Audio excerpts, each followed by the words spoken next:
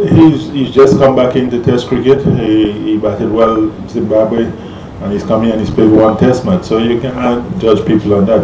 It's too soon, and he himself knows that. Look, it's 2 innings, and he's been playing well. So practice hard and come back in the next inning. Colombo টেস্টের আগে tiger head coach Phil Simmons বললেন এনামুল হক বিজয়কে অল্পতেই জাজ না করতে। তবে যে পারফরমেন্স গল টেস্টে করেছেন এনামুল হক বিজয়, তাতে কি জাজ না করে থাকা যায়? অনুশীলনে বেশ খানিকটা সময় ঘাম ঝরিয়েছেন এনামুল হক বিজয়। নেট থেকে ফিরে মুশফিকুর রহিমের সঙ্গে লম্বা একটা আলাপ সেরেছেন। সেখানে নিজের টেকনিক নিয়ে কি কথা বলেছেন বিজয়?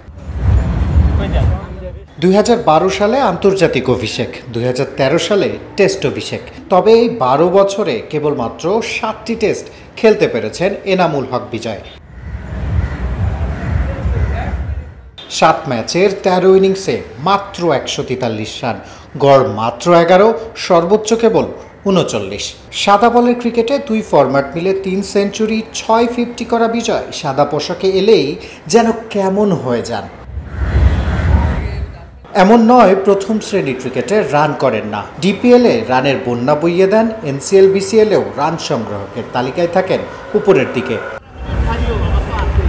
তবে বিজয়কে যে ঘরোয়া ক্রিকেটের রাজা বলা হয় তা আন্তর্জাতিক ক্রিকেটে একেবারেই প্রযোজ্য হয় না। আর ফরম্যাট যখন টেস্ট, তখন যেন রানটা আসেই না তার ব্যাটে। দেশ জুড়ে তোলপাড় ওয়ালটন ফ্রিজ কিনে আপনিও হয়ে যেতে পারেন মিলেনিয়ার।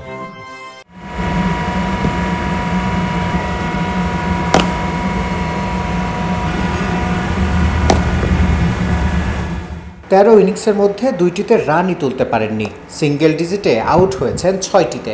গল টেস্টে যেখানে 2 দলের ব্যাটাররা আরামসে রান তুলেছেন, সেখানে বিজয়কে মনে হয়েছে দ্বিধাময় এক ব্যাটার।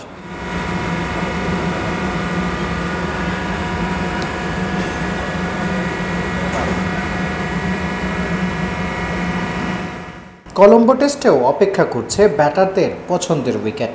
তবে ব্যাটারের নাম যখন বিজয়, তখন চিন্তাটা অন্যখানে। ঘরোয়া ক্রিকেটের ফর্ম আন্তর্জাতিক ক্রিকেটে টেনে আনা, দেয়ালে পিঠ ঠেকে গেছে, রান যে করতেই হবে। ফিল সিমন্স প্রেসে যতই বলুন জাজ না করতে, একাদশ নির্বাচনের সময় তো জাজ করতেই পারেন। শিহাব হাসান খান, ক্রিকেট 97, কলম্বো, শ্রীলঙ্কা।